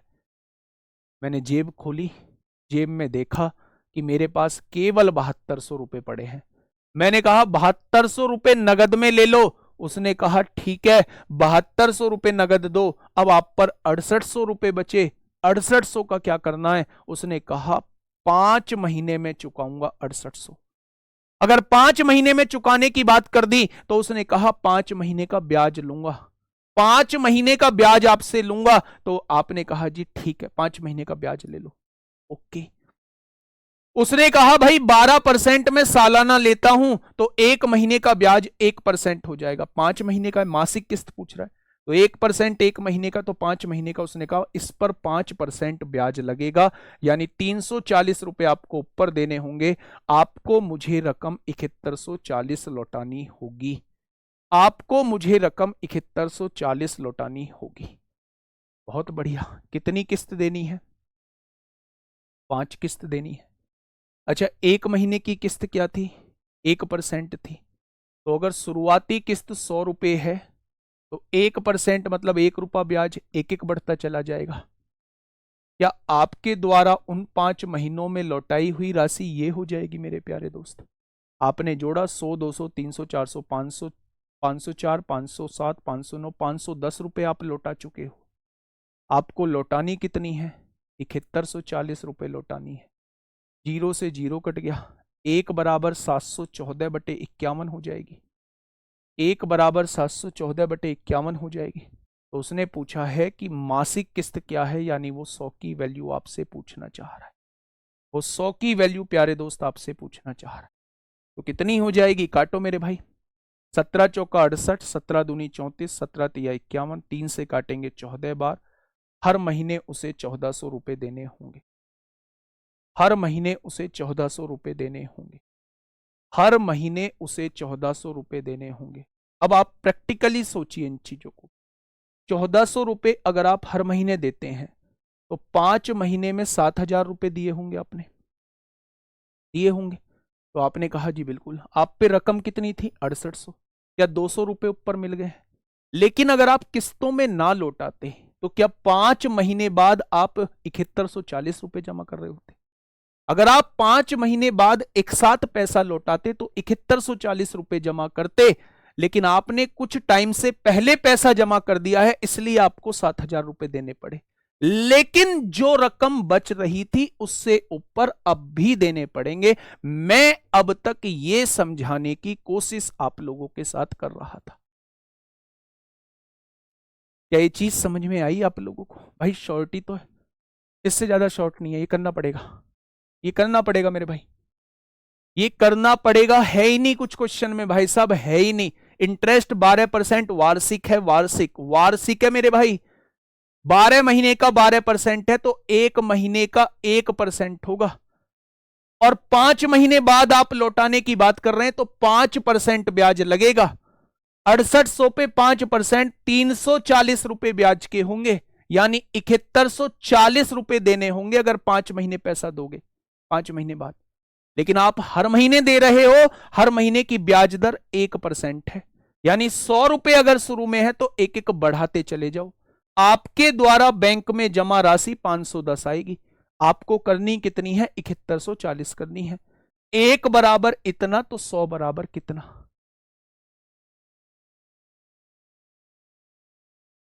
ठीक है, चलिए क्वेश्चन नंबर 8। Question number 8। फटाफट बताइए। तो बड़ा आसान सा क्वेश्चन है, पढ़िएगा। क्वेश्चन नंबर 8 आपके सामने है, फटाफट पढ़िएगा क्वेश्चन कहना क्या चाह रहा है। क्वेश्चन एक आया कि 6,50,000 की कीमत वाली कार कुछ डाउन पेमेंट करके खरीदी जाती है। डाउन पेमेंट का मतलब है उस इंस्टेंट, जिस टाइम हम ले रहे हैं उस टाइम कुछ पैसा हम लोग अपनी तरफ से दे देते हैं। शेष राशि पर एक मुश्त, एक मुश्त का मतलब है एक साथ 10% का साधारण ब्याज लगाया जाता है और राशि का भुगतान 25,000 की 20 समान वार्षिक किस्तों में किया जाना है। तो डाउन पेमेंट की राशि कितनी है वो आपसे ये पूछना चाह रहा है। बड़ा आसान सा क्वेश्चन है। 6,50,000 रुपए की कार है कोई, उसमें से आपने डाउन पेमेंट का ₹A डाउन पेमेंट कर दिया, तो क्या आपके पास उधार इतनी राशि बची? ध्यान से सुनिए। आपसे कहा कार वाले ने 6,50,000 की कार है, आपने कहा जी मैं तो ₹A दूंगा। बोले ठीक है ₹A दे दो, अभी आप पर इतना बकाया है।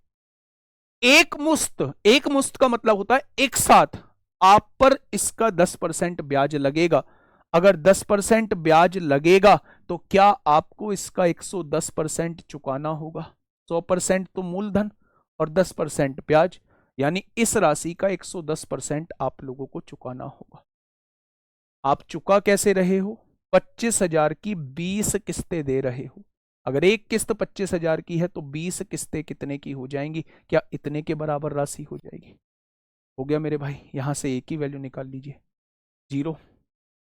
ये कितना हो जाएगा? 25 दूनी 50, 1 2 3 4, ये 10 है, इधर आएगा और ये 11 आ जाएगा। तो 11 चौक 44, 6 बचेगा, 11 पंजे 55, 55 5 बचेगा, 11 चौक 44, क्या बचेगा? 11 पंजे 55, 11 चौक 44, 11 पंजे 55, 4,54,545 रुपए का भुगतान कर चुके हैं मेरे भाई। ये प्लस में है, इधर आके माइनस में हो जाएगा।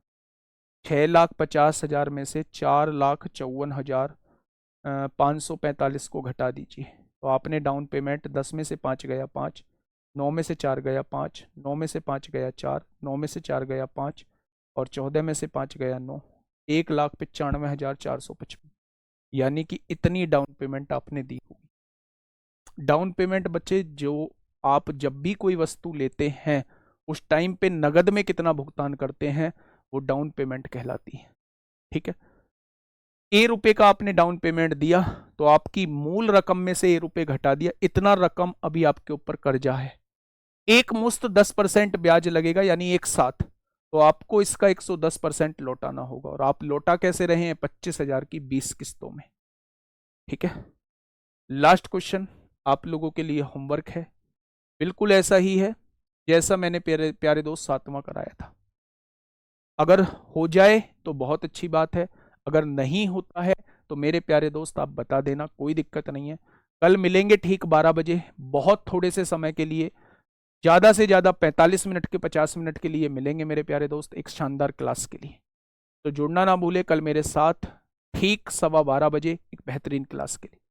Okay, tata bye bye.